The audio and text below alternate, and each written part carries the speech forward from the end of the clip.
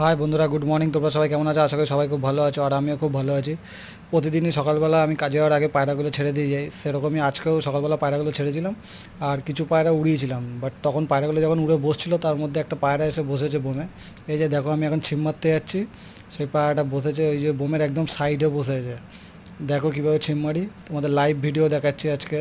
অন্য সময় এমনি ধরে খাঁচায় রেখে দেখাই, আজকে তোমাদের লাইভ দেখাচ্ছি কীভাবে ছিপ মারি। আর আমি তখন সকালবেলা দাঁত ব্রাশ করছিলাম, মুখে ব্রাশ রয়েছে, তাই সেই সময়তেই পায়রা ছিপ মারছিল। এই যে এবার পায়রাটা ধরা পড়ে গেছে, পায়ে আটকে গেছে ফাঁস। ওই যে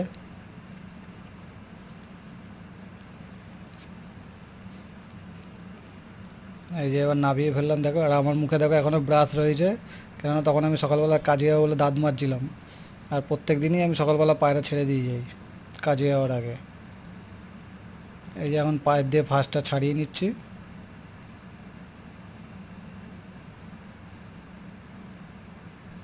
অনেক দিন হয়ে গেল পায়রা ধরা পড়ে না, কেননা এখন ওয়েদারটা এত গরম, আর সেরকমভাবে কেউ পায়রা উড়াচ্ছে না, সেই জন্য আর পায়রা আসে না এখন। ওই কারণে আর পায়রা ধরা পড়ছে না, অনেক দিন হয়ে গেছে।